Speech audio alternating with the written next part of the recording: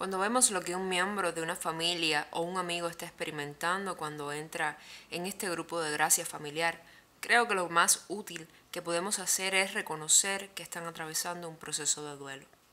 Están llorando la vida de un ser querido, la vida que una vez tuvo, los sueños que tenían para ellos o lo que anhelaban para su familia.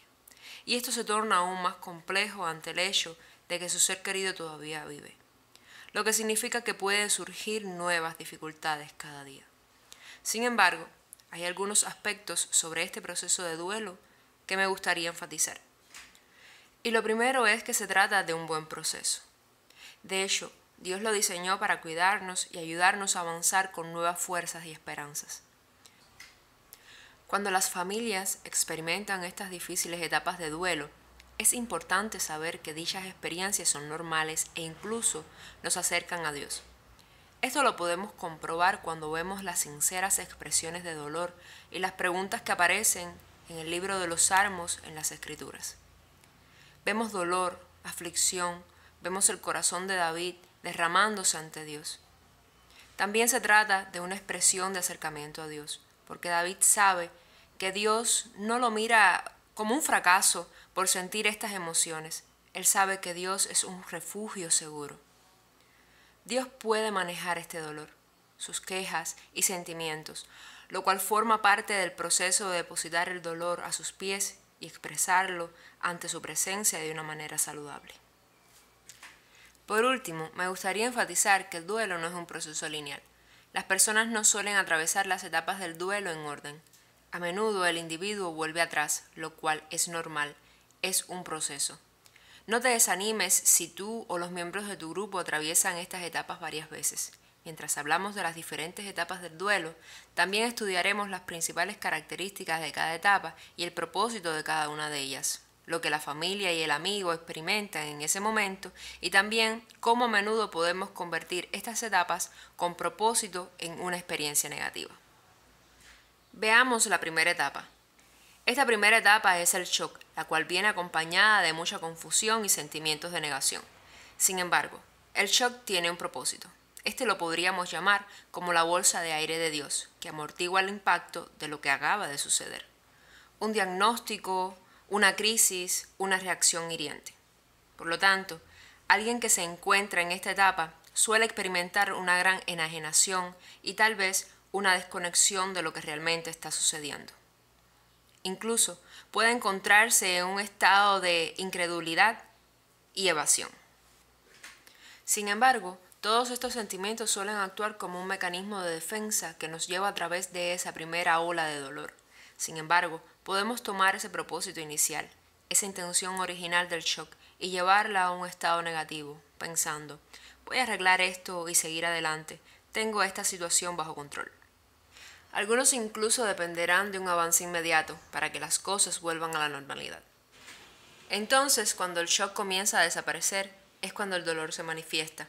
Aquí es donde el miembro de la familia comienza verdaderamente a sentir, y los sentimientos iniciales suelen ser de desapego, de tristeza o de ira, lo cual tiene un propósito, porque es necesario para comenzar a sanar de ese apego dañino a la evasión.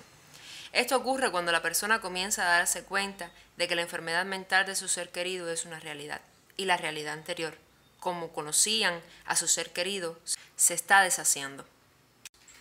Es como si se arrancara una venda. Hay un dolor inicial que da comienzo al proceso de sanidad, exponiéndolo a esos sentimientos de tristeza y rabia que son una respuesta normal y correcta durante este proceso. En estos casos, las emociones son dolorosas y la única manera de sanar, desgraciadamente, podemos resistirnos a estas etapas convirtiéndolas en una fase con propósito a una experiencia negativa, evitando el dolor por completo, suprimiéndolo o incluso volviéndonos agresivos en un intento de controlar a nuestros seres queridos. Cuando termina la etapa del shock, comenzamos a sentir el dolor, comenzamos a procesar, a hacernos esas preguntas de por qué. Y es aquí donde aparece la etapa de juicio, donde se manifiesta el intento de controlar, la culpa, la vergüenza y el razonamiento crítico. El propósito de esto es tratar de crear algún tipo de seguridad y control. Nuestros cerebros necesitan algún tipo de fórmula para sentirse seguros, una razón de por qué está sucediendo esto. No podemos quedarnos en un estado de confusión, por lo que en esta etapa los individuos buscan más información y comprensión. Y es aquí donde la instrucción y el apoyo, como los grupos de gracia, se vuelven tan importantes. Mientras la persona atraviesa esta etapa, experimentará mucha autoculpabilidad. Pensará, todo es culpa mía. Experimentará la duda, dirá, por ejemplo, Dios, ¿dónde estás? ¿Por qué permites que esto ocurra? Y puede que incluso se vuelva filosófica en su intento de entender, buscando algún pasaje de las Escrituras o alguna explicación válida que le ayude a ver por qué está pasando todo esto. Los aspectos negativos de esta etapa salen a la luz cuando los miembros de la familia tratan de controlar a sus seres queridos estableciendo duras normas bíblicas para ellos. A medida que exploran más, pueden incluso tratar de negociar con Dios. ¿Sabes qué, Dios? Si me quitas todo esto, diezmaré el 50% de mis ingresos por el resto de mi vida.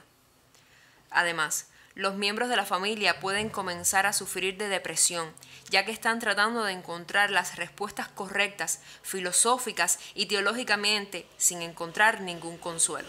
Sin embargo, a través del shock, el dolor y el juicio, una familia puede llegar a la etapa de resiliencia. Esta es la etapa en la que reconocemos y aceptamos. Es la etapa donde decimos, mi ser querido tiene esta condición y acepto que sea así. El propósito de esta etapa es desarrollar una fortaleza emocional resiliente. La persona ha sido capaz de procesar gran parte del dolor evocado por este proceso y ahora experimenta una estabilidad emocional y fortaleza para manejar la situación. Es asombroso, ya que vemos que se mueve a una posición de empatía e incluso sienten el deseo de estar al lado de otras personas para ayudarlos a través de experiencias similares. Puede que esta sea tu historia, puede que esta sea la razón por la que estás sentado aquí ahora mismo. Cuando las personas llegan a esta etapa de resiliencia, ya no se afectan tanto cada vez que ocurre algo difícil con su ser querido.